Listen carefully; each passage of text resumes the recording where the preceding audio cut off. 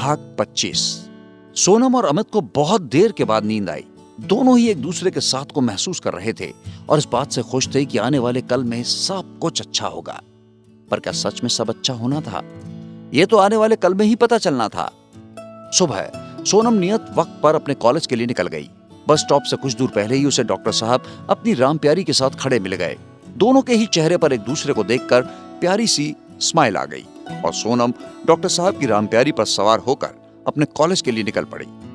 और कोई था जो सोनम और अमित को एक साथ जाते देखकर चेहरे पर कुटिल मुस्कान लाकर किसी को फोन पर कुछ बताने लगा। सोनम को कॉलेज के गेट पर छोड़कर डॉक्टर साहब ने जैसे ही अपने बुलेट मोड़ी, सोनम ने उन्हें आवाज दी, सुनिए डॉक्टर साहब। डॉक्टर साहब ने मुस्कुराकर पूछा, कहिए क्या कहना है? वो दोपहर में हमें लेने आ सकते हैं क्या? बस इतनी सी बात? अजी मैं तो आपकी एक आवाज पर दौड़ा चला आऊंगा, हुक्म तो दीजिए आप। अरे बस ऐसा कुछ नहीं है। वो बस हम पापा के लिए कुछ लेना चाह रहे थे तो जरा मार्केट तक जाना चाह रहे थे, इसलिए आपसे पूछ रहे हैं कि अगर आप फ्री हो तो आ जाइएगा। डॉक्टर साहब हल्की स्माइल पास करते हुए बोले, अच्छा ठीक है मैं आ जाऊंगा, अब आप अंदर जाइए और अकेले बाहर मत आइएगा, ओके?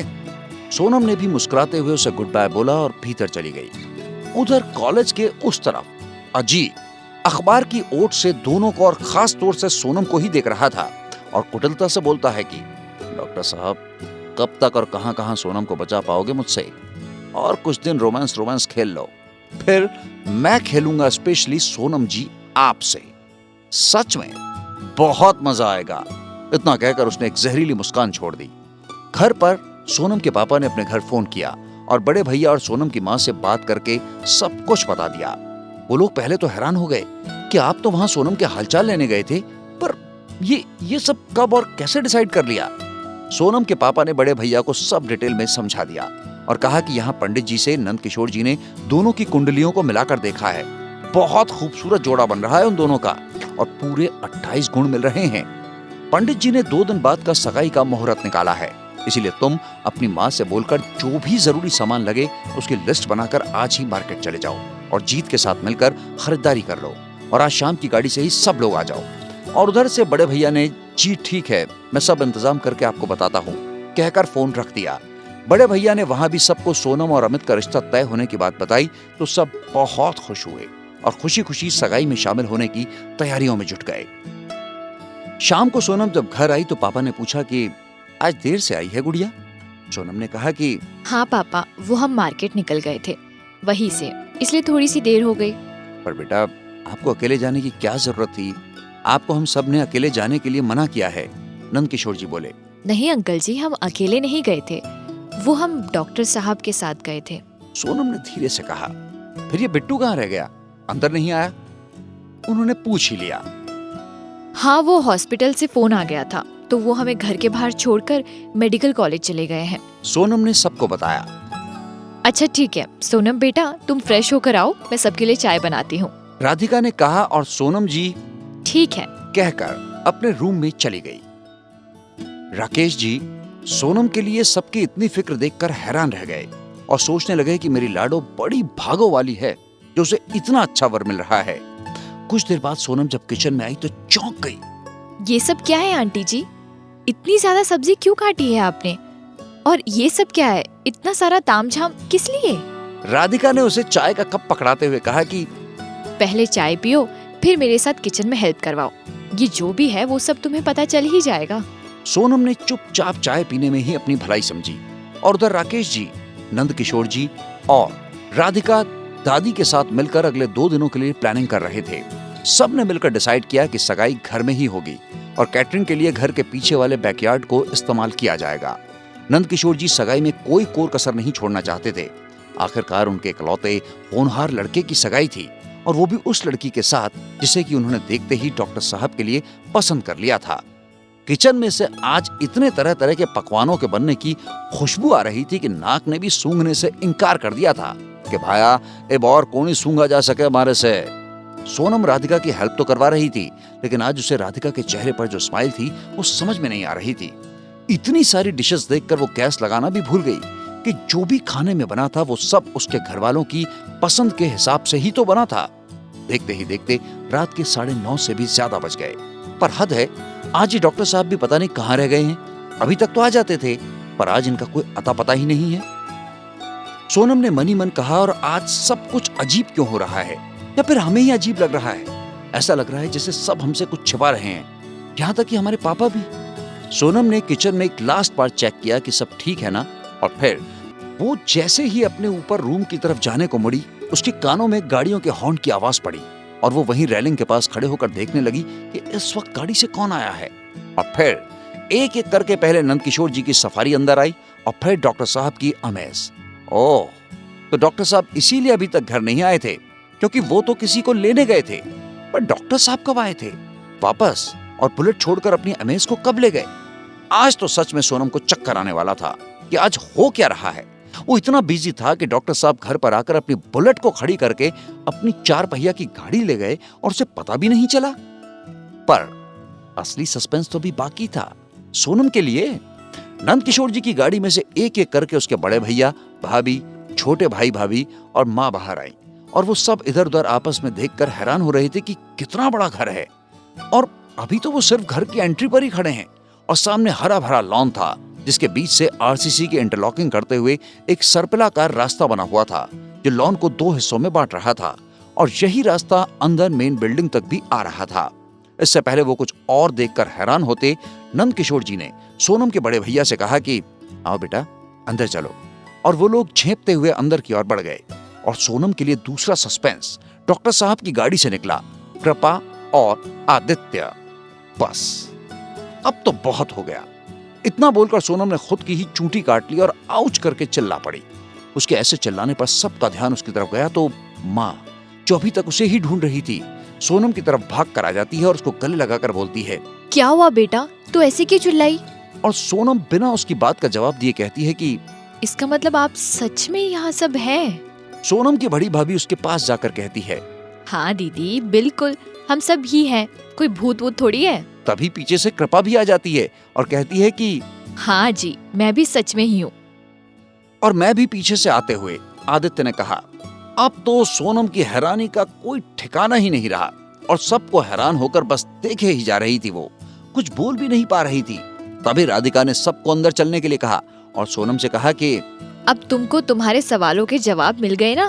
सोनम ने कहा, हाँ आंटी जी, पर फिर भी एक बात अभी तक समझ में नहीं आई कि ये सब यहाँ पर एक साथ कैसे और क्यों आए हैं। सोनम की बात सुनकर राधिका ने थोड़ा सा इधर उधर देखते हुए कहा कि क्या तुम इन सबको यहाँ देखकर खुश नहीं हुई?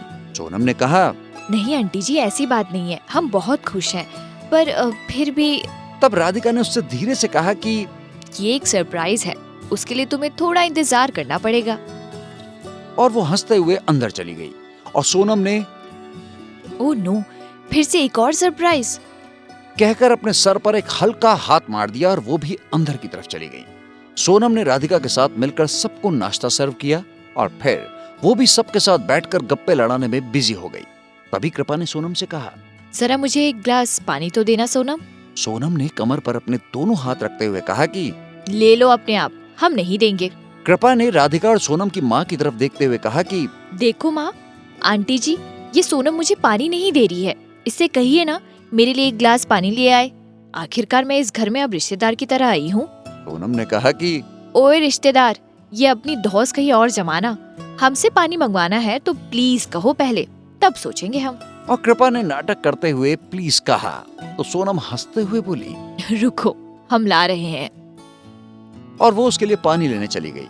सोनम की माँ ने राधिका से कहा कि माफ कर दीजिए उसे, अभी उसे ये नहीं पता है कि अब कल से उसके यहाँ पर सब रिश्तेदार बदलने वाले हैं। राधिका ने मुस्कुराकर कहा कि अरे आप परेशान मत होइए, कुछ भी नहीं बदलेगा, बस मैं आंटी जी से माँ बन जाऊंगी, कृपा के पापा भी अंकल जी से पापा बन जाएंगे, और राधिका के कुछ कहने से पहले ही कृपा बीच में बोलने लगती है, बस मैं उसके लिए कृपू ही रहूंगी, और भाई उसके लिए डॉक्टर साहब। और तब तक सोनम उसके लिए पानी लेकर आ गई। लीजिए रिश्तेदार जी, जल ग्रहण कीजिए, और भी कोई आज्ञा हो तो बताइए। उसने भी नौटंकी करते हुए अपना सर कृपा के सामने झुकाते हुए कहा। सोनम के इस अंदाज पर सबकी हंसी छूट गई, और कृपा ने उसे अपने पास बिठाते हुए कहा कि अब कुछ नहीं चाहिए, तुम यहाँ बैठो मेरे पास, मुझे तुमसे बहुत सारी बातें करनी है। राधिका ने किचन की ओर जाते हुए कहा कि आप सब लोग बातें करिए, मैं खाना लगाती हूँ। सोनम की माँ बोली कि अरे नहीं राधिका जी, हम सबके होते हुए आप कुछ करें तो हमारे लिए तो बहुत शर्म की बात होगी। और उनके इशारे पर सोनम की दोनों भाभियां उठकर किचन की तरफ जाने को हुई कि तभी सोनम ने उठते हुए कहा कि कोई कहीं नहीं जा रहा है, हमने सब तैयारी कर ली है, किसी को कुछ भी करने की जरूरत नहीं है। सोनम ने राधिका से कहा, आंटी जी, आप बस सबको डाइनिंग टेबल पर इकट्ठा करिए। हमने सब बाउल्स वहाँ रख दिए हैं, बस अभी हम 2 मिनट में सबके लिए गर्मा गर्म फुलके सेक कर लाते हैं। और इतना कहकर वो किचन की ओर चली गई। राधिका ने सोनम की माँ की तरफ देखते हुए कहा, देख रही हैं आप, इतनी प्यारी और समझदार बच्ची है, फिर बताइए मैं क्यों ना इसे अपने घर में हमेशा के लिए रोकने की सोच लूं। तो सोनम की माँ ने आगे बढ़कर राधिका के हाथ पकड़ते हुए कहा, बस राधिका जी, मेरी बच्ची पर ऐसे ही हमेशा अपनी ममता भरी छाया बनाए रखना। और सबकी आंखों में नमी आ गई। सब लोगों ने एक साथ बैठकर हंसी ठिठोली के बीच खाना खाया और फिर से एक बार बातचीत का सिलसिला चल पड़ा। इस बीच डॉक्टर साहब बेचारे फिर से फंस गए। अभी तक तो सोनम के पापा ही थे, पर अब तो उसके 2 भाई और भाभियां भी थी। बेचारे डॉक्टर साहब की जान तो सांसत में आ गई थी। चुपचाप खाना खाकर शांत बैठे हुए थे। तभी जीत ने कहा कि आप इतने चुप क्यों बैठे हैं, आइए ना, हम लोग बाहर बरामदे में बैठते हैं। भाई यहाँ तो इन लोगों की बातें चलती रहेंगी। और डॉक्टर साहब और जीत बाहर बरामदे में बैठ गए। बात करते करते दोनों ही एक दूसरे से काफी खुल गए थे और दोनों ही एक दूसरे की कंपनी को एंजॉय कर रहे थे। वहीं बड़े भैया नंदकिशोर जी और राकेश जी के साथ बैठकर राजनीति और आजकल की समसामयिक समस्याओं पर बातें करने में बिजी थे। तभी सोनम और कृपा सबके लिए गर्म गर्म कॉफी बनाकर ले आई और सबको एक एक कॉफी का कप पकड़ा दिया। जब कृपा ने अमित और जीत को कॉफी दी, तभी जीत का फोन बजने लगा और वो एक्सक्यूज मी कहकर फोन अटेंड करने के लिए एक तरफ चला गया।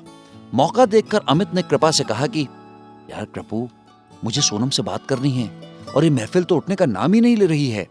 कृपा ने कहा कि अरे भाई, ये आपके ससुराल वाले हैं, ऐसा नहीं कहते हैं।